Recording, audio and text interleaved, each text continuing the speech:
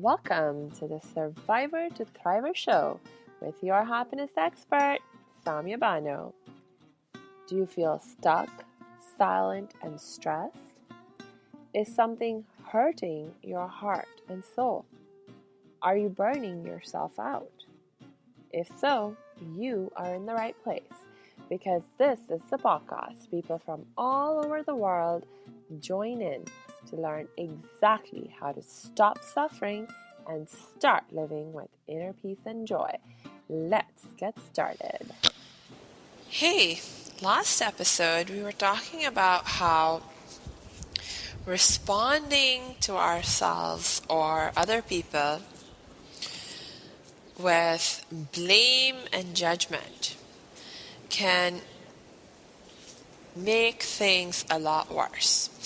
Even if we have good intentions and we want to help ourselves or we want to help the people in our lives that we love and care about, when we respond to ourselves or to other people with blame and judgment, oftentimes not only is it not helpful, but it can actually make things even worse.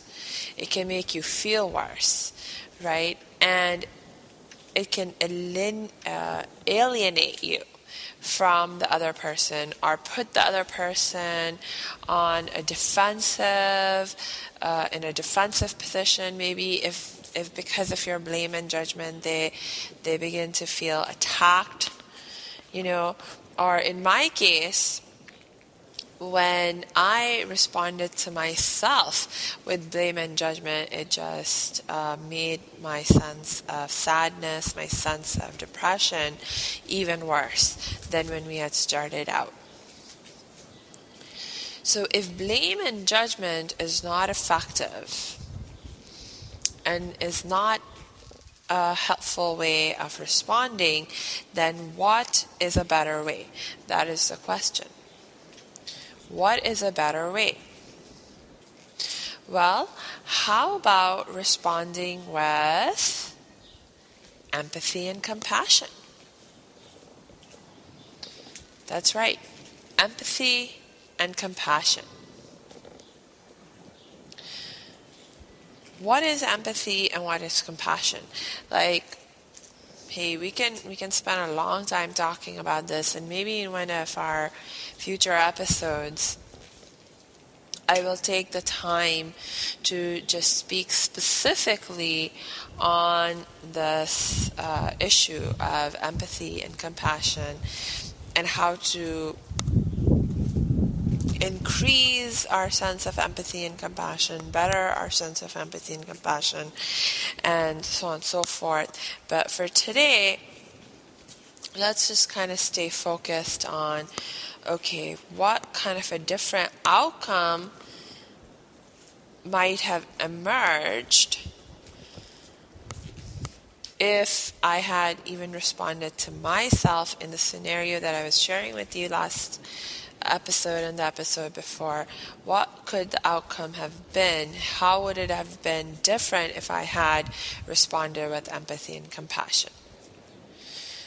And what would that look like, if I was to have responded to myself with empathy and compassion?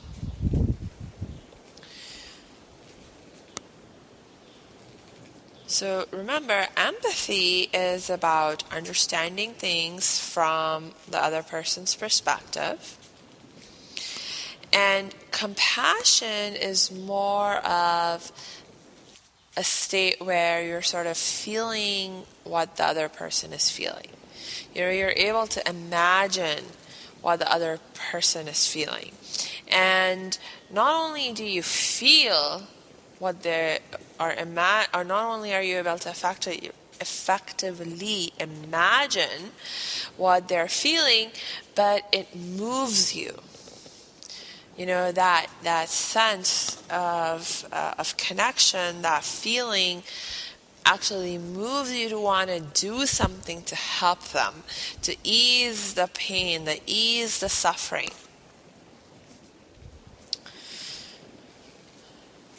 And when you're coming from this kind of place of compassion, and you're thinking about solutions, it is very natural thing that the solutions that you come up with and the ideas that you generate and the behavior that you engage in to help the other person ease their pain and suffering, that these actions, these ideas, that they be ideas that embody loving kindness.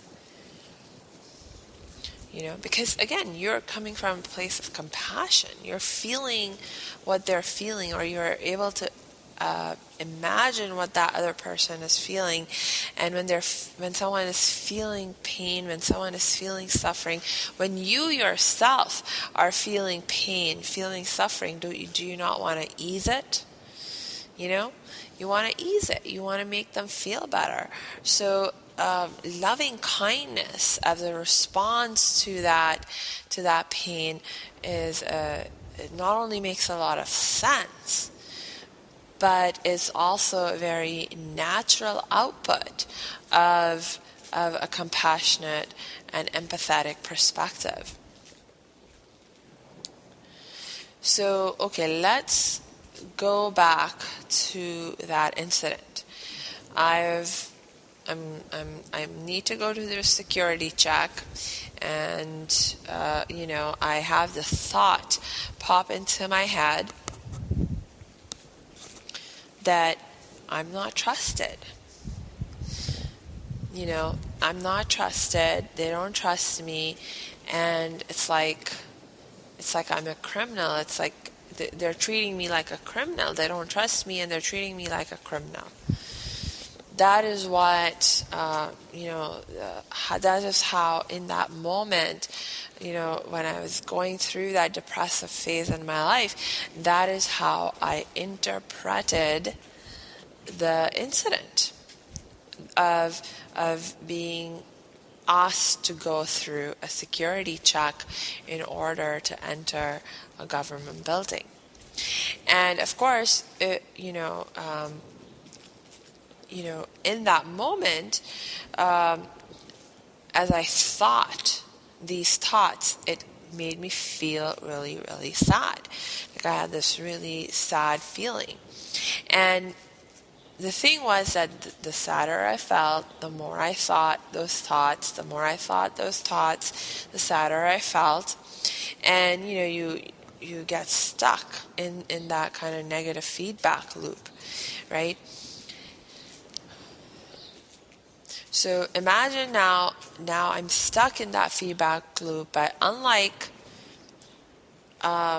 before, or what I told you about what actually happened when I responded to myself with blame and judgment, let's imagine that I'm back in that moment, but now I am wiser, and I've learned all these lessons that I have learned in my life now, about empathy and compassion and more effective ways of how to stop suffering and start living with more inner peace and joy. So, okay, I'm back in that moment. I'm having this intense emotional reaction, feeling really, really sad, feeling really, really bad, thinking about how I'm not trusted, how I'm being treated like a criminal. So this time, okay, let's imagine my rational self, begins again to speak, to enter into a dialogue, and maybe it starts again with, Samia, what's wrong? What's wrong? But this time, it's not asking that question coming from a place of, it's not already decided that there is something wrong with me, so it's not coming from a place of blame and judgment. It's asking, hey, what's wrong? What's wrong with you, Samia? What's wrong? And it's asking from a place of curiosity. It wants to understand, because the rational self in this moment maybe doesn't immediately understand what's going on for the emotional self. Why is the emotional self reacting in this way? So it asks this question from a place of curiosity to better understand, which is how you develop empathy in a given situation. So let's say, in this case, my emotional self has no idea what's wrong. Like, I was like, I don't know what's wrong. I don't know. It's like, why are you thinking this way? I don't know why I'm thinking this way. I don't know why I'm reacting like this.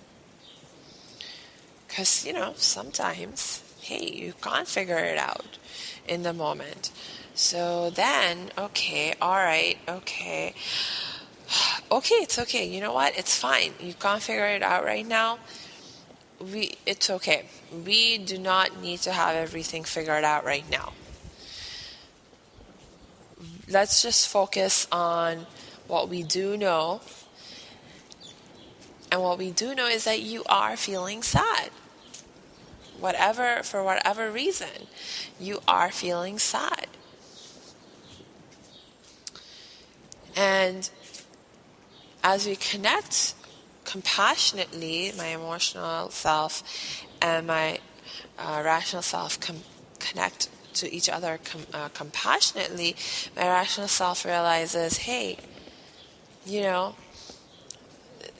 this sadness, this is not, we don't want to feel this way. This is not a good feeling. So we want to do something to change that.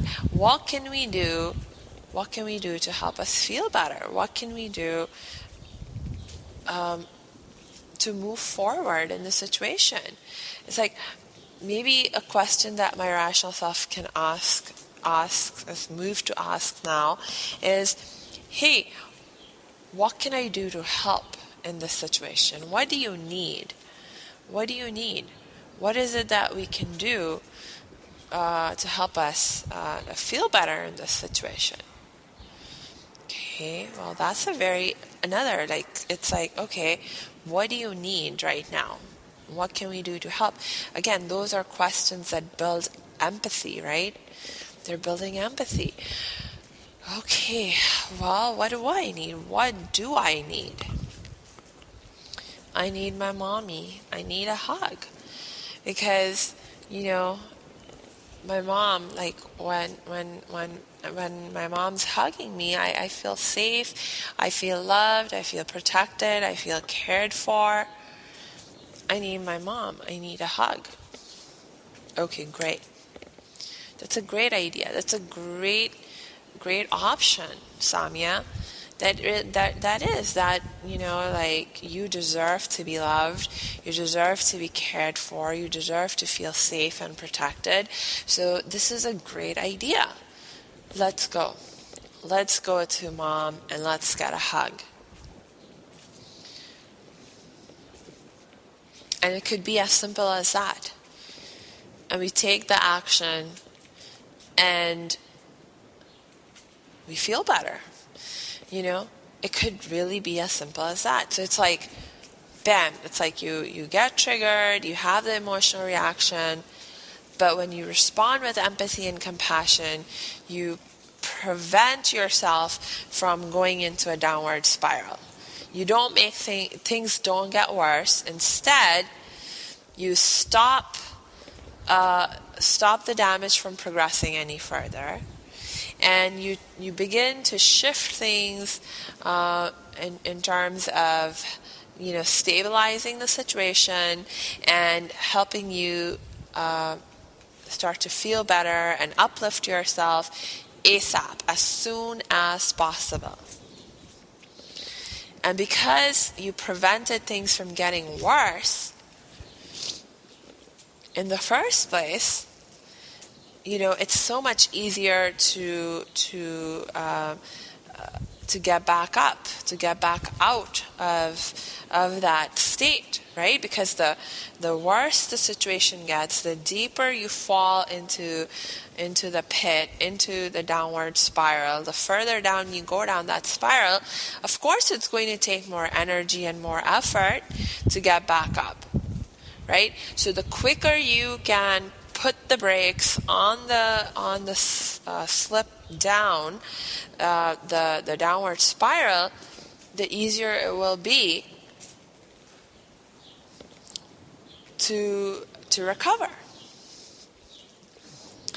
And notice also that in this scenario where I'm responding to myself with empathy and compassion, I don't even necessarily have to wait all the way till I get to my mom and get that hug in order to feel better. Because even as I respond to myself with empathy and compassion, I'm already starting to feel better.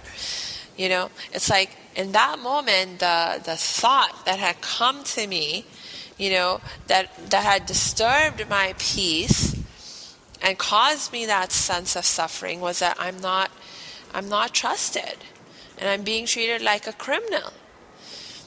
And if I respond to myself with blame and judgment, then it's like, my gosh, it's not helpful. In fact, in a way, I'm like mistreating myself as well, right? But when I treat myself with empathy and compassion, it's like, oh, it's like I'm not on. It's not just words that I'm speaking, but I am living, and showing myself that, you know what, I can trust me. I trust me. I know that I'm not a criminal, and I'm not going to treat myself like a criminal by punishing me or blaming and judging me. Rather, I show myself empathy. I show myself compassion, you know, so that I can feel safe with me. And trust, you see, it comes from a foundation of feeling safe. It's like if you don't feel safe in a situation, in an environment, or with a person, you cannot trust them. But when you do feel safe with someone, where you do feel safe in a particular environment, then you can have trust in that person, in that situation, in that environment, right? So it's like by responding to myself with empathy and compassion, I'm actually showing myself that I have trust in me. I don't believe I'm a criminal. I'm treating myself in the ways that I would love to be treated, right? And rather than being in a fight with myself, you see, it's like my rational self and my emotional self get on the same side and get focused on solving the problem, helping us move forward, helping us feel better. And making us feel better was a goal that my emotional self and my rational self had in common all along. My emotional self didn't want to feel bad. It just didn't know how to get it, you know, in that moment, get itself to feel better, right? And same thing, my rational self didn't want me to feel bad. It wanted to help me and make me feel better, but when it was coming from a place of blame and judgment, it just didn't know what it was like. It just didn't. It was unfortunately just using a way of doing things that wasn't effective, right? But the intention and the goal of the emotional self and the rational self has always been, you know, that underlying common goal had been the same. When they were able to come together and get focused on that common goal, that common need, you know, by responding to each other with empathy and compassion rather than being in a fight with each other, then we were able to move forward towards that goal. So then we can move forward towards that goal that much more quickly. So this is why, especially for people who are going through any kind of crisis in their life, and especially when it's an emotional crisis, the very first problem that we need to address, that we need to make sure that is not present, and that, or if it is present, that it is removed from our way, is the infighting. You see, the infighting and the blaming and the judging. Because remember, whatever you focus on expands. What you focus on expands. So if you focus on the problem will expand. But if you focus on the solutions, then the solutions will expand. So this way, by responding with empathy and compassion, we enable ourselves to focus on the solutions and therefore allowing the solutions to expand. This is a very, very critical and crucial lesson that you must learn in your life if you are going to stop suffering and start living with more inner peace and joy. This is in fact the very first step also that is outlined in my Survivor to Thriver formula. That you have to stop the fighting and the blaming and the judging. And the way you do that is by practicing empathy and compassion, right? And the goal of empathy and compassion, by the way, is not to bury your head in the sand, right? It's not about, it's not about ignoring what's going on. It's not about saying what's right. There's no, everything's just fine, or there's nothing wrong, or, putting on blinders and, just justifying anything and everything that might happen. Because that is a concern that comes up for a lot of people, okay, when we talk about don't fight, don't blame and judge. That's a issue that comes up for many people. So actually, you know what? I'm looking at the time. So let's do this. We'll pick up right from here next episode, and let's talk about this whole blaming, judging thing and what it does and does not mean in the context of facing reality, facing truth, facing life.